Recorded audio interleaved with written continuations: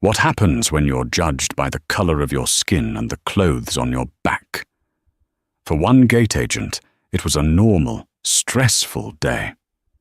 She saw a black woman in a hoodie and decided she didn't belong. She called security. She wanted to make an example. But what that agent didn't know was that she wasn't just talking to a passenger. She was threatening the one woman who held her entire airline's fate in her hands. This isn't just a story about bias.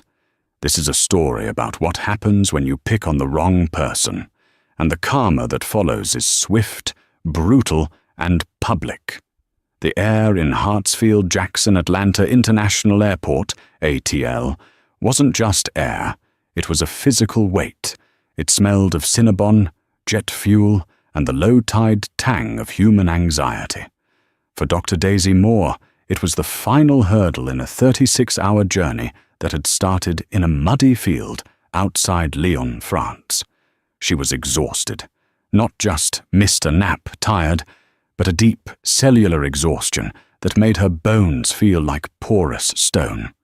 Her eyes, usually sharp and analytical, felt like they were coated in fine grit. For the last 72 hours, she had been Dr. Moore, Senior Air Safety Investigator for the NTSB, on special assignment with the FAA's Joint Task Force. She had walked a debris field, interviewed grieving pilots, and stared into the maw of a mangled Airbus engine, her mind cataloguing every shear, every fracture, every burn pattern. But now, she just wanted to be Daisy. She was dressed for anonymity, for survival.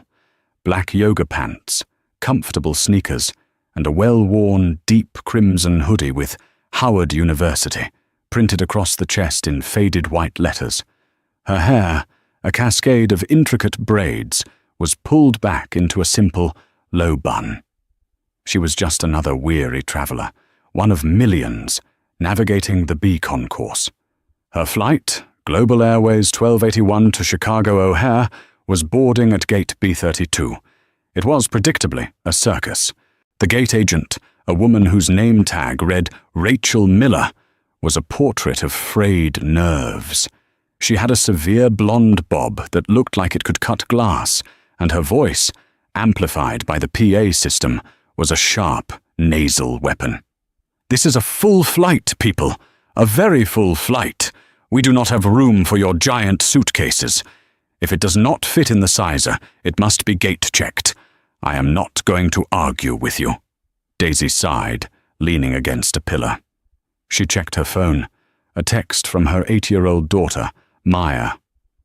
"Are you almost here, Mummy?" Daisy smiled, the first genuine expression she'd managed all day. She typed back, "Just about to get on my last plane, sweetie. I'll be home in time to tuck you in. I promise." She loved her job. She believed in it. She believed that every person who stepped onto a metal tube and hurtled through the sky at 500 miles per hour deserved to arrive safely. Her work made that happen. But God, the travel was brutal. The days spent piecing together tragedy. The nights spent in sterile hotel rooms. "We are now boarding Zone 3. Zone 3 only." Rachel Miller's voice sliced through the din. That was her.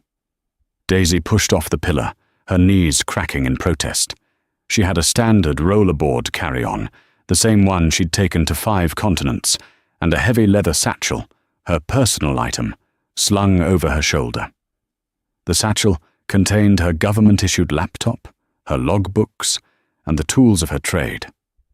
She got in line, just another face in the shuffling, anonymous crowd. She was behind a businessman, Mr. Henderson, who was loudly complaining into his AirPods about a merger, and in front of a young couple taking selfies. She just wanted to get to 24B, a middle seat she had dreaded for 11 hours. She wanted to put in her noise-cancelling headphones, listen to a structural engineering podcast, and disappear until the wheels touched down in Chicago. She was 5 people from the podium. 4. 3. Rachel Miller was scanning passes with a frantic, jerky motion. Beep, beep, Beep. She wasn't looking at faces, just at screens and bags. She stopped a man. "Sir, that is not a carry-on. That is a small refrigerator. Step aside, check it." The man sputtered, but Rachel had already moved on. "Next!" Daisy stepped forward. She pulled up the QR code on her phone, holding it out to the scanner. Rachel didn't scan it. Her eyes flicked from Daisy's phone to her face, to the Howard hoodie, and then down to her carry-on. Her lips pursed into a thin, judgmental line. "Zone 3, ma'am," Rachel said, her voice dripping with artificial patience. "Yes, I know," Daisy said, her voice a low, tired rasp. "My pass says Zone 3. "This is the priority economy boarding," Rachel clarified, as if speaking to a child. "Are you sure you're in the right group? We'll call for basic economy and general boarding last." A flicker of heat went up Daisy's spine, cutting through the fatigue. It was the calculus, as she and her black friends called it. The internal, instantaneous mathematics of navigating bias. Stay calm. Do not raise your voice. Do not give her the angry black woman she's looking for. Be polite. Be firm. "But God, I am so tired." "Ma'am," Daisy said, keeping her voice perfectly level. "My pass is for Zone 3. If you just scan it, you'll see." Rachel let out an exaggerated sigh, loud enough for the people behind Daisy to hear. She scanned the phone. Beep. The screen flashed green. More Daisy. Seat 24B, Zone 3. A flash of annoyance crossed Rachel's face. She had been wrong, and she hated it. But she wasn't done. Her eyes zeroed in on Daisy's black rollerboard. "Your bag looks too large," she snapped. "This is a full flight. You'll have to check it." "It's a standard-issue carry-on," Daisy replied, still calm, though the calculus was getting harder. "I fly with it weekly. It fits." "It looks too large to me," Rachel retorted, her voice rising. "You need to put it in the sizer. Over there!" The line behind Daisy was groaning. Mr. Henderson, in front of her, had turned around. "Jesus Christ, lady, just check the damn bag. You're holding everyone up." Daisy ignored him. She looked at Rachel. "Fine." She wheeled her bag 3 feet to the metal sizer, lifted it, her shoulders screaming from the weight of her laptop bag, and dropped it in. It slid in perfectly, with an inch to spare. She didn't look at Rachel. She simply pulled it out and wheeled it back to the podium. "It fits. Now, may I please board?" This was the moment the wire tripped. Rachel Miller, stressed, overworked, and now publicly proven wrong by a woman she had prejudged, lost control. Her face flushed a deep, blotchy red. "Ma'am, I do not appreciate your tone," Rachel hissed.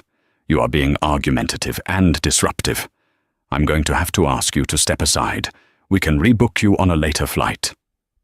The entire gate area, which had been a dull roar, suddenly quieted. The passengers in line froze. Daisy was stunned. "Rebook me? For what?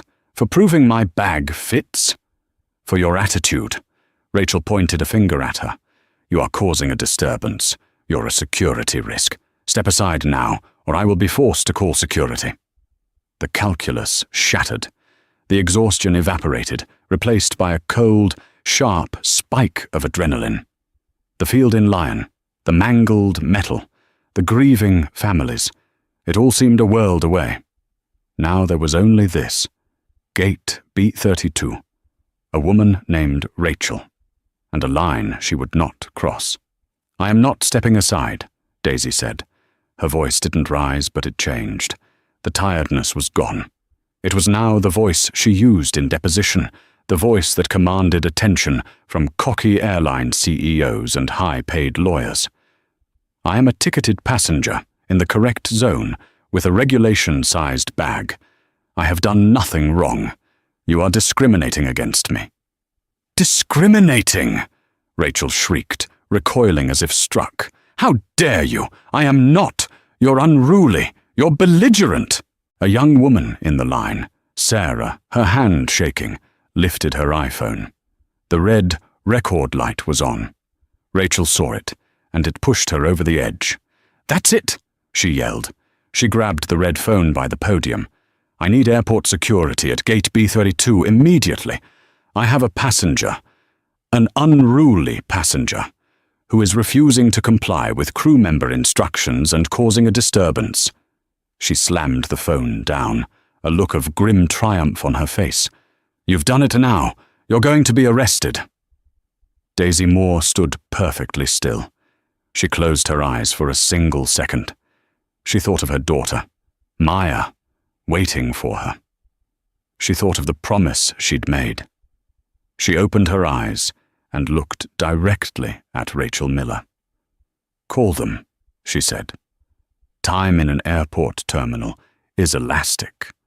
The wait for a connecting flight can feel like an eternity, but the escalation of a conflict happens in a terrifying, compressed instant. It had been less than 90 seconds since Daisy had stepped up to the podium. Now, she was a spectacle. The line hadn't just stopped, it had dissolved, passengers forming a morbid semicircle around the gate, phones held high.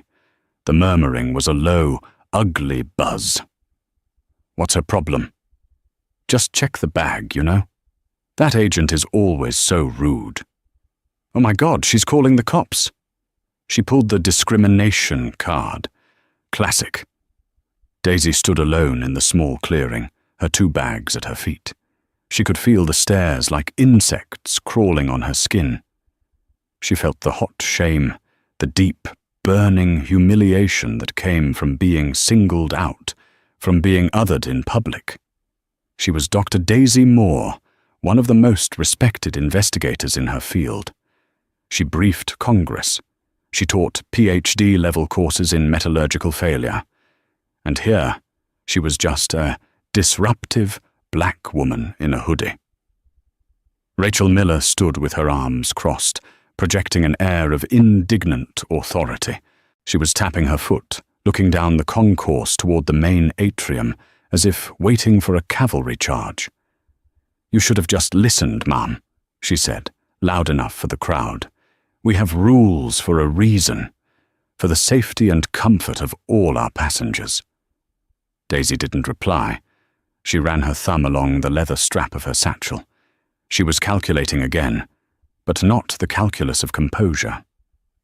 This was risk assessment. "What is the protocol? Airport security will arrive. They will be on the agent's side by default. They will ask me to step aside. If I refuse, they will detain me. I will miss my flight. Maya will be waiting. I will have to make the call to my supervisor. It will be a thing." This entire situation was a catastrophic failure of procedure, and it was all because this woman didn't like her sweatshirt. 2 minutes later, they arrived. Not just one, but 2. One was a younger man, Officer Davis, his hand already resting on his taser, his eyes wide and eager. The other was older, thicker, with a graying mustache and a name tag that read Officer Bryant. He looked as tired as Daisy felt. He was the one who spoke. "All right, folks, what's the—" he started, his voice a gravelly monotone. Then he saw the crowd and his posture stiffened. "Ma'am, what's the situation?" he asked Rachel.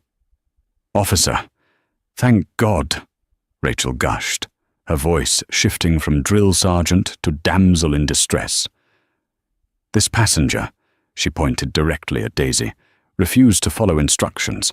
She wouldn't check her oversized bag. She became belligerent. She started yelling. "I did not," Daisy said, her voice cutting through Rachel's performance. "See!" Rachel shrieked. "She's threatening me. She's holding up the entire flight. I asked her to step aside so we could continue boarding, and she refused. She's a threat. I want her removed." Officer Bryant looked at Daisy. He sized her up, just as Rachel had. The hoodie, the yoga pants, the look of defiance in her eyes. He saw a problem he had to solve, and the path of least resistance was clear. "Ma'am," he said, his voice taking on the official, non-negotiable tone of law enforcement. "I'm going to have to ask you to come with me.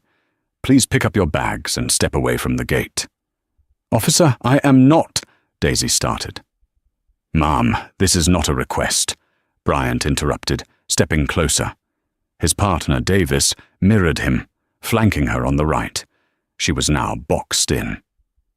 "We can do this politely, or we can do this with force. Your choice. But you are leaving the gate. The agent has the right to deny you boarding." The crowd buzzed.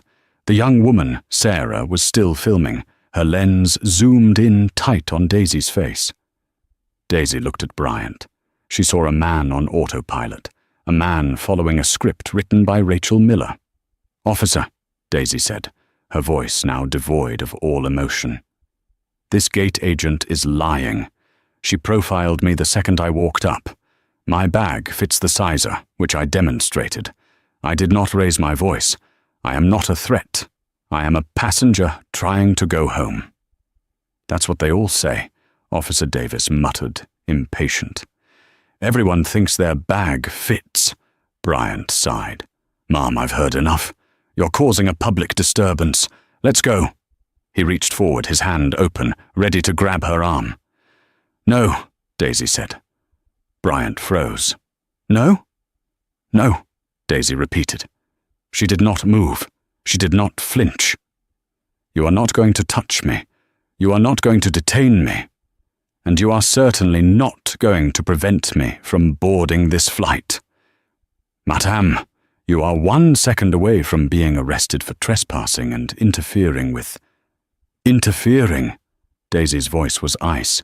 She slowly, deliberately, swung her heavy leather satchel from her shoulder to the floor. The crowd went utterly silent. Even Rachel Miller looked suddenly afraid. "You want to talk about interfering, officer?" Daisy said, her hands going to the zipper of the satchel. "Let's talk about interfering." She unzipped the main compartment. She reached past her laptop, past her noise-cancelling headphones, and deep into a specialized, reinforced pocket. Her fingers found the familiar cold metal and worn leather. She pulled it out. It was a black, trifold leather wallet. It looked like any other. Rachel Miller actually snorted. "Your wallet? Are you trying to bribe me now? That's it, officer. Arrest her." Daisy ignored her. She looked Officer Bryant square in the eye. Her hand, which had been so steady as it held a micrometer to a fractured turbine blade, was just as steady now. She flipped the wallet open. The sound it made, a soft thwack of leather, was the only sound in the beacon course. Inside, nestled in a custom-cut recess, was a gleaming gold badge. It wasn't a police badge. It was an eagle, wings spread wide, clutching a shield, with the words Federal Aviation Administration in a bold blue enamel ring.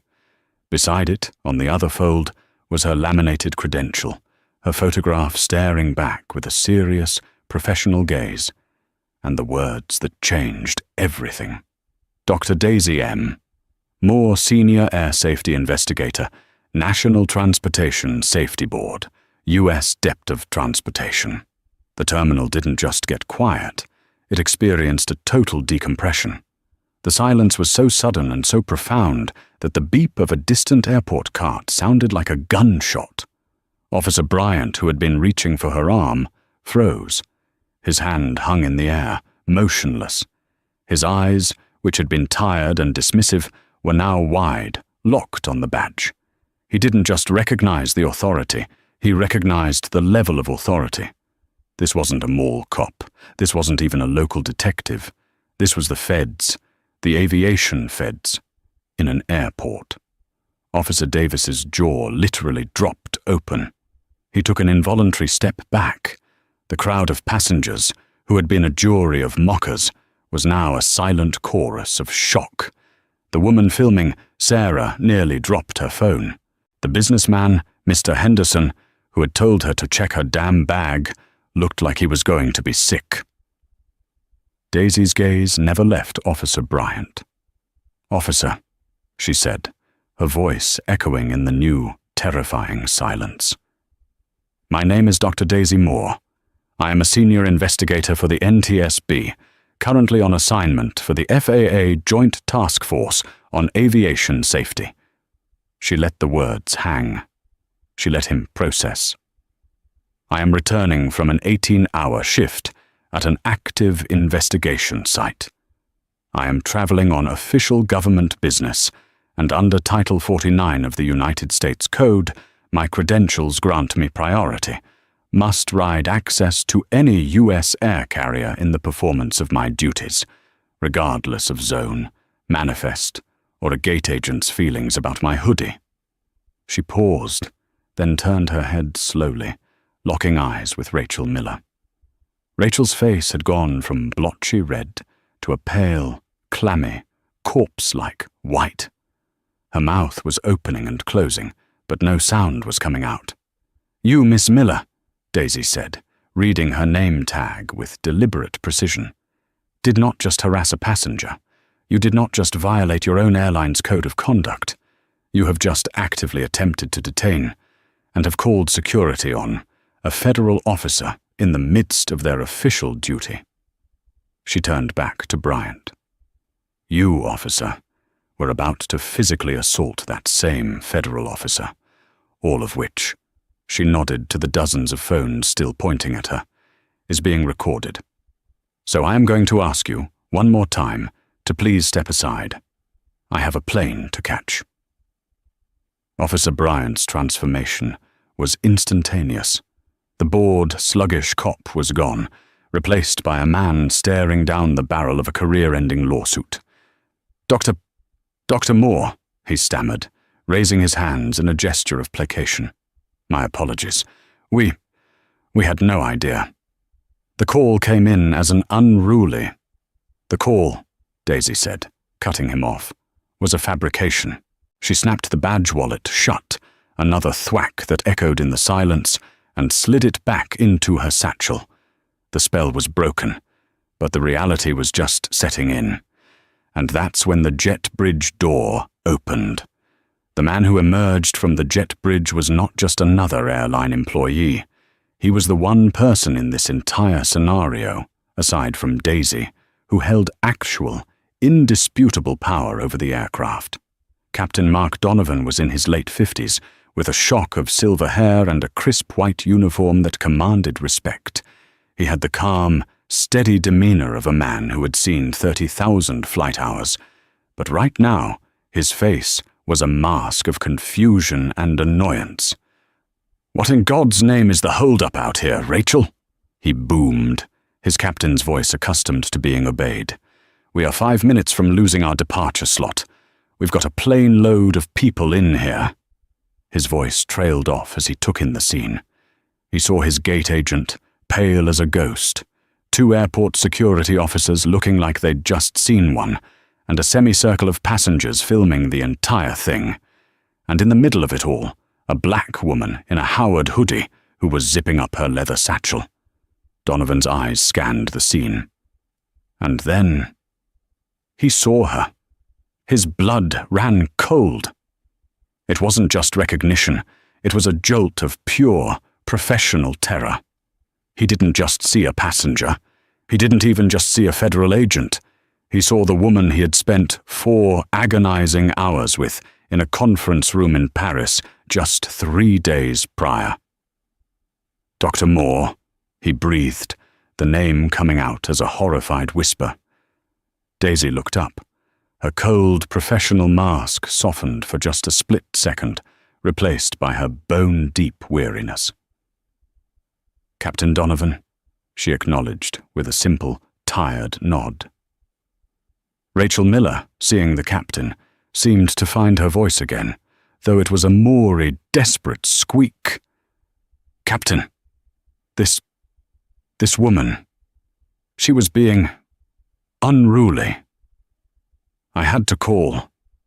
"Shut up, Rachel," Donovan snapped. His voice was quiet, but it carried a finality that silenced her more effectively than Daisy's batch.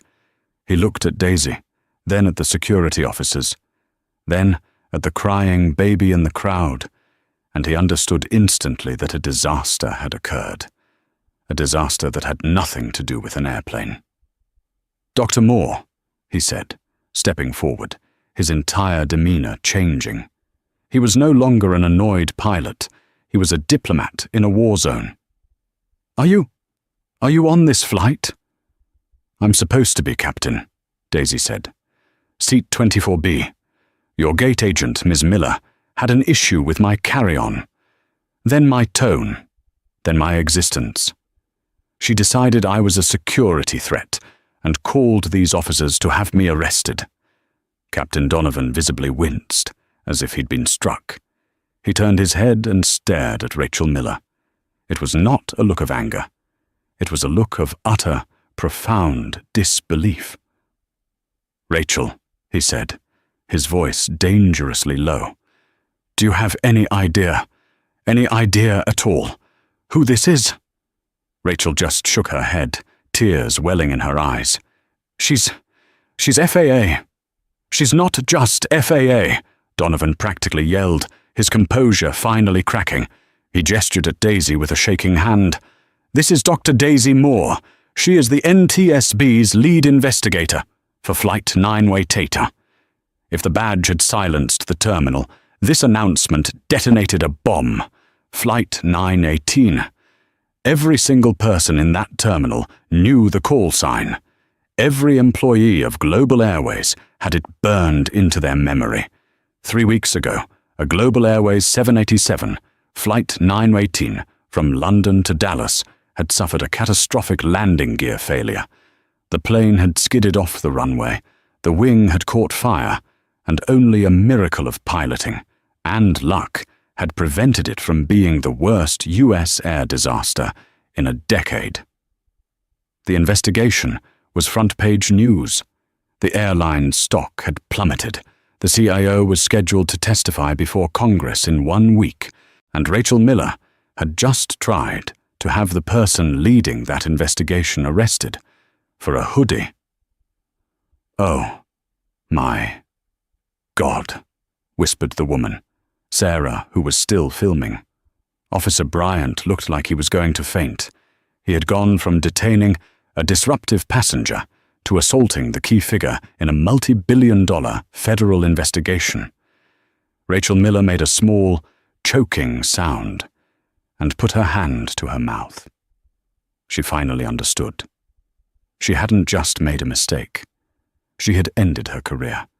She had, quite possibly, just cost her airline its reputation. "Captain," Daisy said, her voice pulling him back. "I don't need this to be a scene. I just need to get home to my daughter." Donovan snapped back into action. "Yes, of course. Dr. Moore, please." He gestured to the jet bridge. "Board at your convenience. My sincerest apologies. I can't begin to—" "Just get her on the plane, Mark," Daisy said, using his first name, a sign of their shared, grim professional world. "Let me move you to first class," he offered, desperate. "It's the least I can do." Daisy shook her head. "No, thank you, Captain. But no, I'll take my assigned seat. I don't want special treatment. I just want to be treated like a human being." She slung her heavy satchel over one shoulder and grabbed the handle of her rollerboard with the other. She looked at Officer Bryant. "We're done here, officer. I suggest you go back to your patrol." Bryant and Davis all but tripped over themselves to back away. "Yes, ma'am. Dr. Moore, absolutely. Our apologies." They practically fled down the concourse. Daisy then looked at Rachel Miller one last time. The woman was leaning against the podium, weeping openly, her face buried in her hands. Daisy felt a brief, tiny pang of, not pity, but profound sadness. It was all such a waste. Then she turned and walked toward the jet bridge. The crowd of passengers parted for her like the Red Sea. The silence was absolute, broken only by the click, click, click of her carry-on's wheels on the tile floor.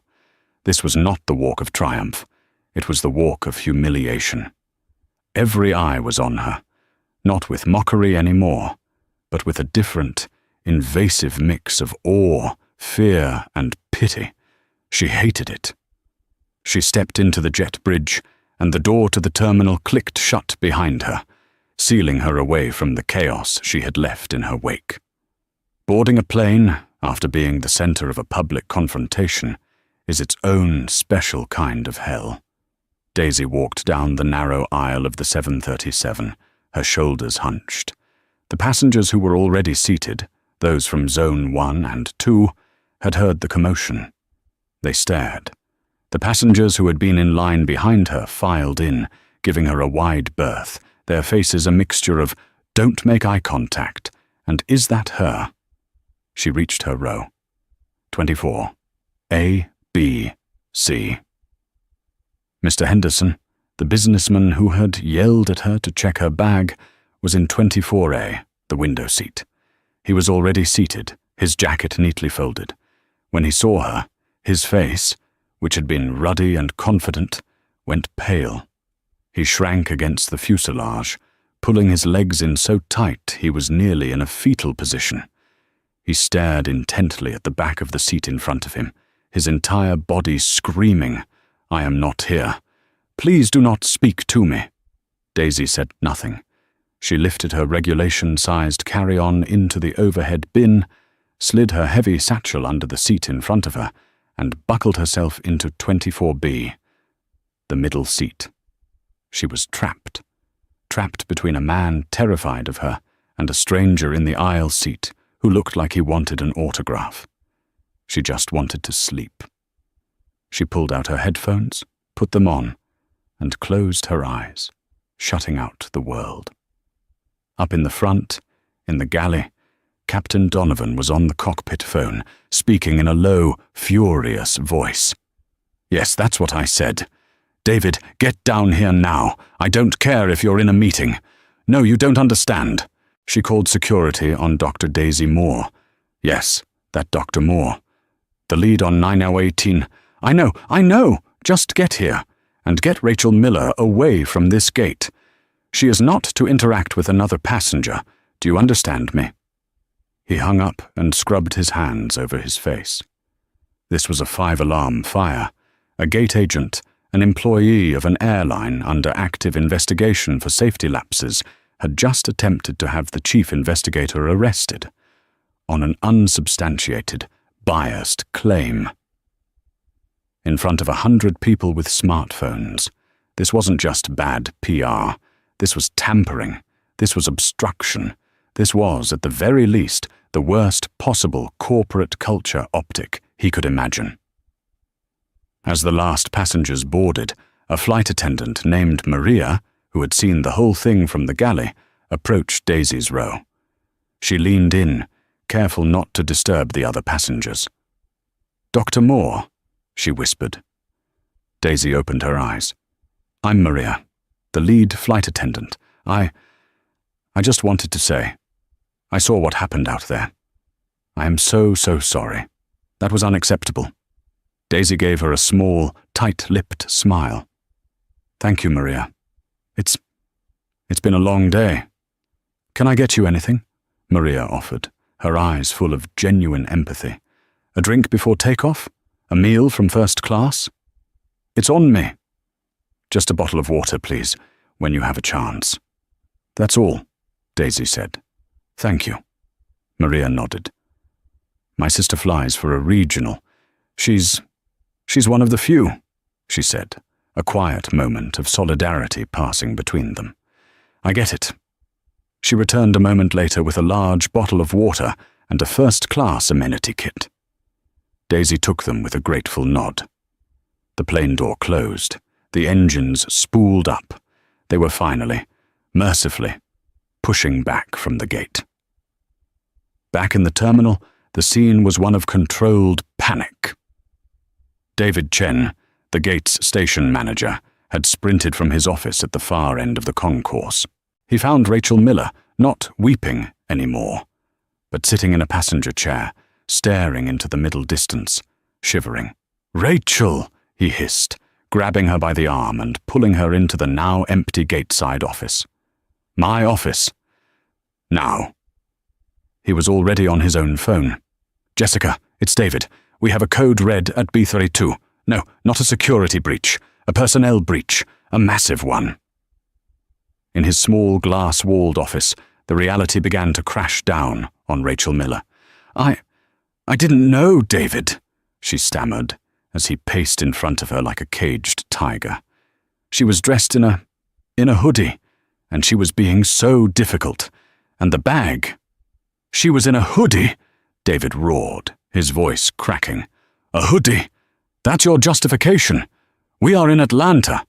Half our passengers are in hoodies. But she was what, Rachel? Black. Rachel flinched. You wouldn't what? David slammed his hand on his desk. I've seen your passenger complaints, Rachel. This isn't the first time you've had a tone problem. But you had to pick her. He jabbed his finger at his computer screen. The video is already on Twitter. It's got 20,000 views in 10 minutes. Global Airways agent calls cops on black woman, who turns out to be FAA. That's the title. Rachel's face crumpled. 20,000. And Captain Donovan, David continued, his voice dropping to a sick whisper, just radioed me from the plane. He confirmed who she is. This isn't just some FAA paper pusher, Rachel. This is Dr. Daisy Moore, the lioness of the NTSB, the one who grounded the entire 737 MAX fleet in Europe before the FAA even acted, the woman who is personally handling the 9/18 investigation. He leaned in, his face inches from hers, the woman our CEO, James Harrison, is supposed to meet with next week to beg for a favorable report.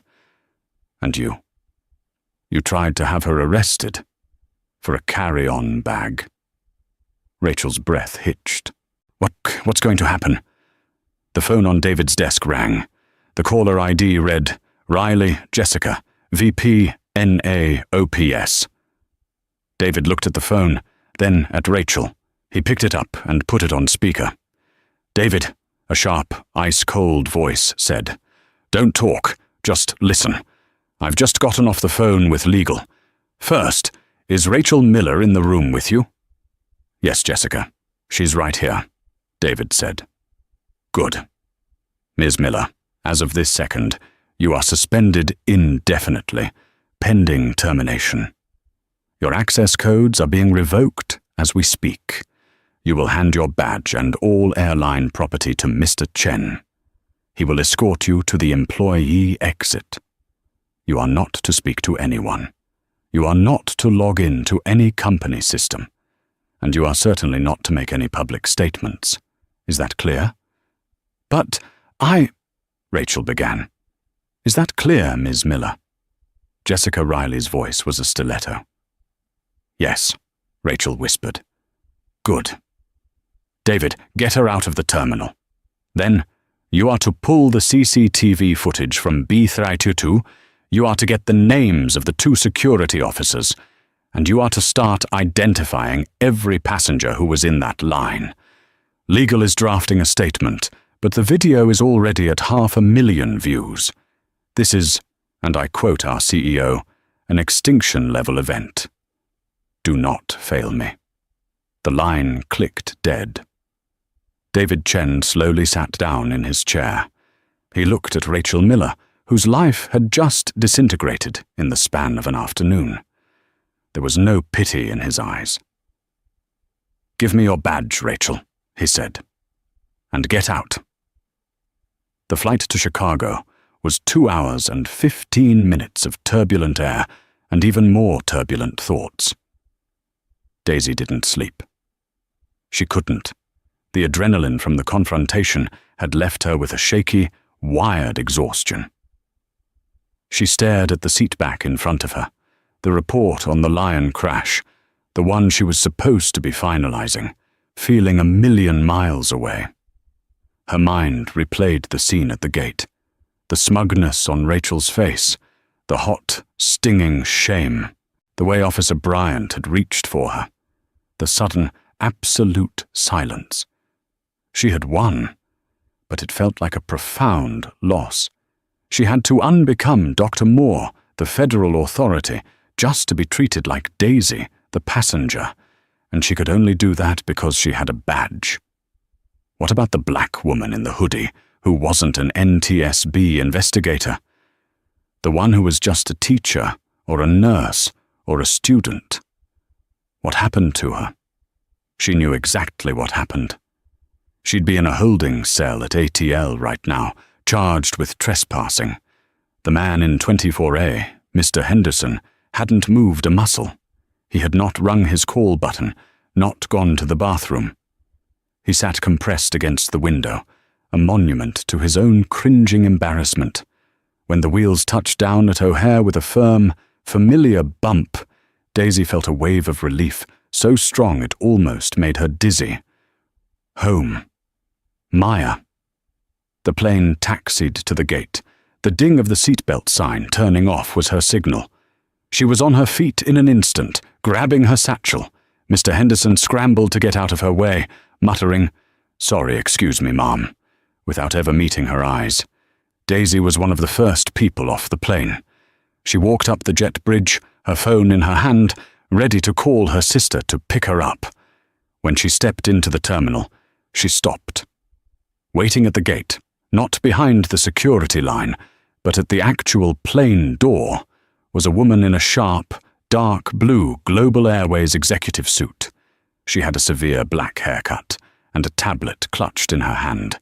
She was flanked by 2 other employees, both looking grim. "Dr. Moore?" the woman said, her voice strained but professional. Daisy sighed. It wasn't over. "Yes." "Dr. Moore, my name is Angela Alvarez. I'm the Director of Customer Experience for the Chicago hub. On behalf of Global Airways, we cannot begin to express our apologies for what occurred in Atlanta." She was blocking Daisy's path. It was a polite ambush. "Ms. Alvarez," Daisy said, her voice flat. "I appreciate you meeting me, but it has been a very long 72 hours.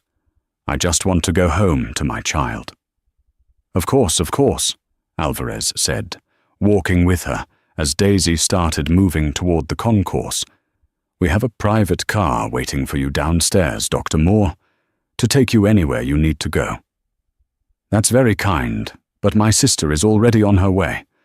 "Please," Alvarez insisted, almost jogging to keep up. "Allow us to do this. The company is taking this incident with the utmost seriousness. The employee involved has been suspended." "Fired, I hope you mean," Daisy said, not breaking her stride. Alvarez faltered. Yes. Her employment has been terminated. Effective immediately." "Good." They reached the top of the escalator down to the baggage claim. Alvarez looked desperate. She was clearly under orders not to let Daisy leave without some kind of fix. "Dr. Moore, our Vice President of Operations, Ms. Riley, asked me to convey her personal apology. Our CEO, James Harrison, will be calling you personally in the morning. We want to make this right. We are prepared to offer you a full refund for this flight, and a gesture of our commitment to you, $10,000 in travel vouchers." Daisy stopped at the top of the escalator. She turned to face Ms. Alvarez. The terminal around them was busy, but here she was just a woman in a hoodie, being cornered by a corporate suit. "Ms. Alvarez," Daisy said, her voice low and dangerous. $10,000. Is that the going rate for public humiliation? For being profiled and nearly arrested in front of 100 people? Alvarez blanched. "No, of course not, Dr. Moore. It's just a gesture." "It's an insult," Daisy said. "What I experienced today was not a customer service issue. You can't fix this with travel vouchers. This was a bias issue, a systemic issue. Your employee felt empowered to treat me like a criminal because of what I look like. and the only reason I'm not in handcuffs is because of a badge she didn't know I had." She took a step closer. "You tell Ms. Riley, and you tell Mr. Harrison to save their apologies. I am not interested in their gestures. I am interested in their procedures. I am interested in their training protocols. And you should know, as the lead investigator on 9/18, that my report is not just about metallurgical failure, it is about corporate culture." Alvarez's face went white. She understood the threat. "And my experience today," Daisy continued, "will be included as a formal addendum to that report. An addendum on the hostile environment Global Airways maintains, not only for its passengers, but for federal investigators. You tell them that." Without waiting for a reply, Daisy turned and stepped onto the escalator. She rode it down, her back straight, not looking back. Ms. Alvarez was left standing at the top, her tablet hanging uselessly by her side, the gesture of $10,000 feeling like ash in her mouth. She had been sent to put out a fire, and Dr. Moore had just thrown a gallon of jet fuel on it. The next 24 hours were a masterclass in swift, brutal karma. The video shot by Sarah, the young passenger, was not just on Twitter. It was everywhere. By the time Daisy woke up the next morning, after finally hugging Maya so tight her daughter squeaked, it was the lead story on Good Morning America. The clip was devastating. It had captured everything.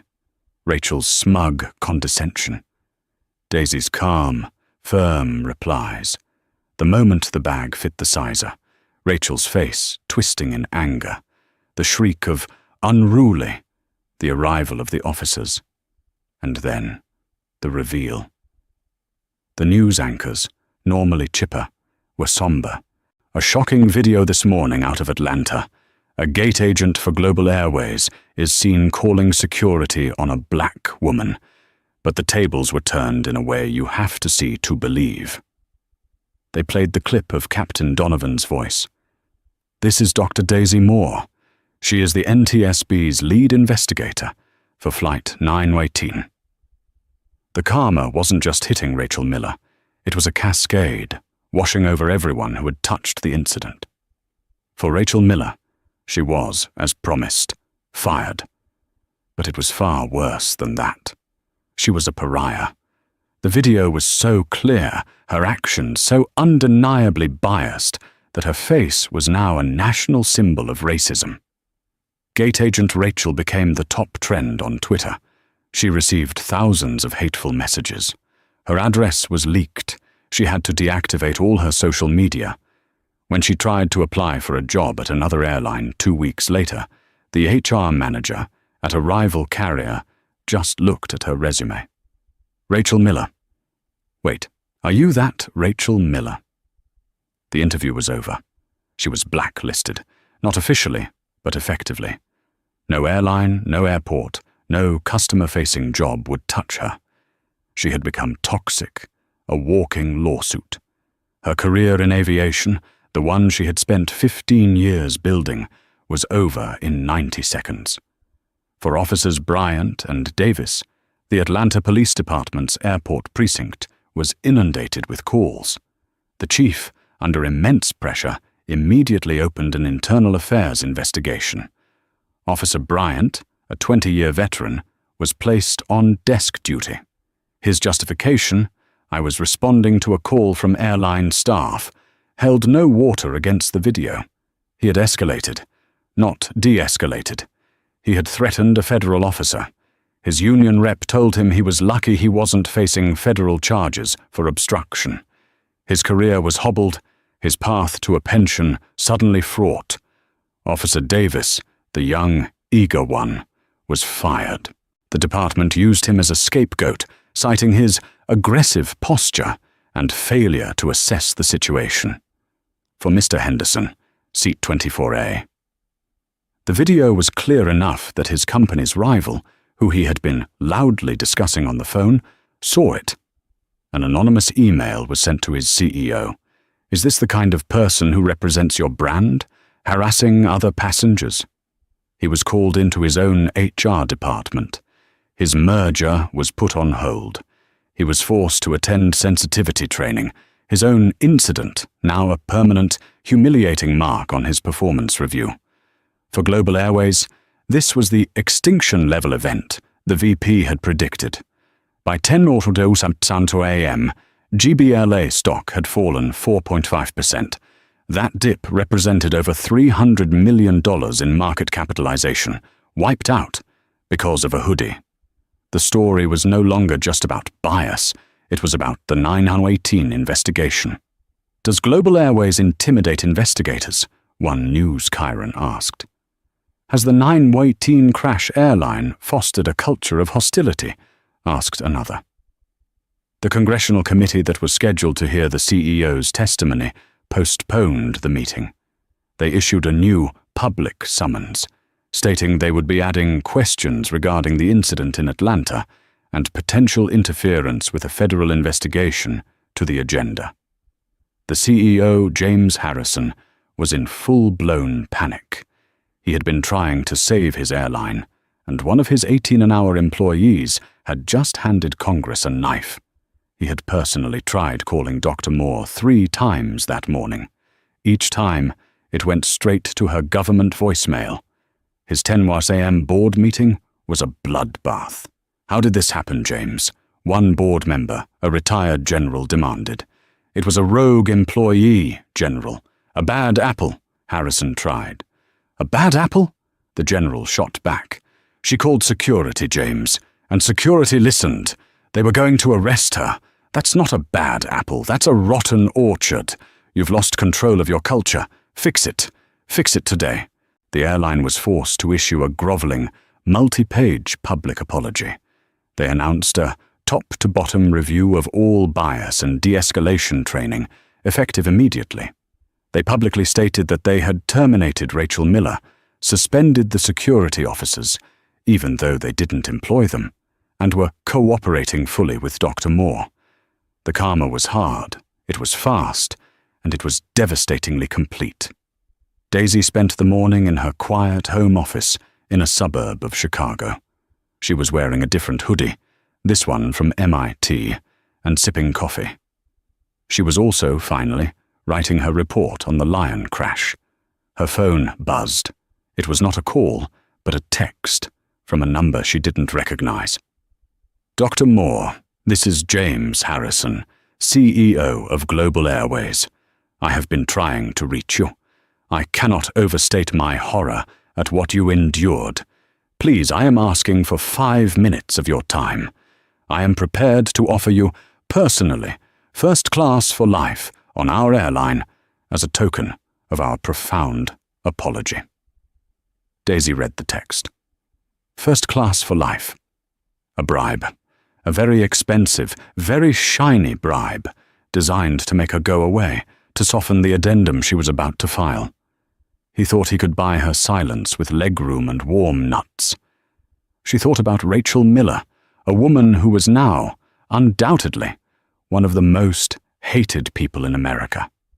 She thought about the systemic rot that made a Rachel Miller possible, and she thought about Sisters of the Skies, an organization she mentored for, founded by black female pilots to support and build the next generation, an organization that was constantly, desperately fundraising. Daisy set her coffee down. She began to type. Her reply was sent 2 minutes later. Mr. Harrison, thank you for your text. I decline your offer of first class for life.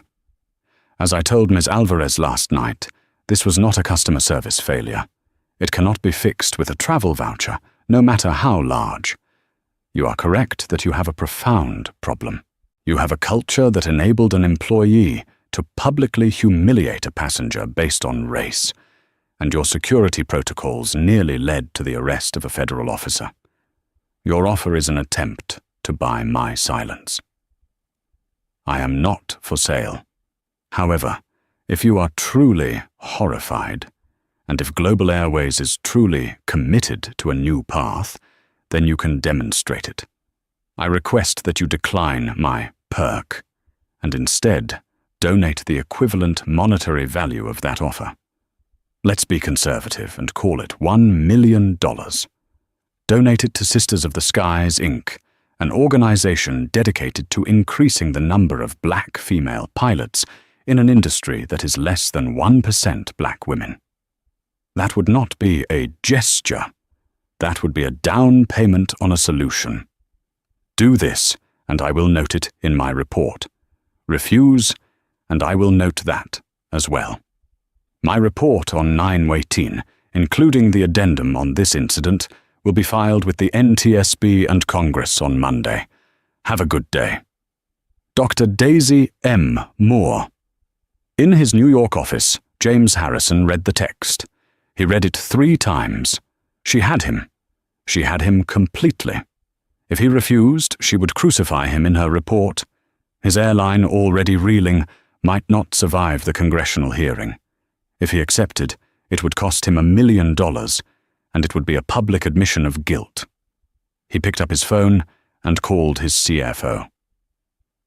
Move $1 million from the emergency PR fund. No, just do it. And get me the contact info for an organization called Sisters of the Skies. 2 hours later, Sisters of the Skies announced on Twitter that they had received an unprecedented $1 million donation from Global Airways, made in honor of Dr. Daisy Moore. The news cycle pivoted. Hero FAA investigator turns down bribe, secures 1 medals for charity. Daisy Moore didn't just get karma, she weaponized it. She finished her Lion report. Then she opened a new file. Addendum 1281. Assessment of Global Airways, Corporate Culture and Personnel Interference. She looked at the picture of Maya on her desk, and she began to write. Her job was to make the skies safer. And today, she'd done her job, not just in the air, but on the ground, too. In the end, it wasn't just about a badge. It was about what that badge represented. Authority, truth, and the power to hold people accountable. Rachel Miller's snap judgment, born from stress and bias, didn't just ruin her own day. It cost her her career, cost 2 officers their standing, and cost Global Airways hundreds of millions of dollars. But Dr. Daisy Moore, she didn't just walk away. She took that moment of humiliation and turned it into a $1 million victory for an entire generation of future pilots. That is the definition of hard karma. What did you think of this story? Have you ever seen someone's power instantly turned back on them like this? Let us know your thoughts in the comments below. These real-life stories show that the world is smaller than we think, and you never know who you're talking to. If you enjoyed this story of justice and instant karma, please hit that like button. Share it with a friend. And be sure to subscribe and turn on notifications so you never miss a new video. Thanks for watching.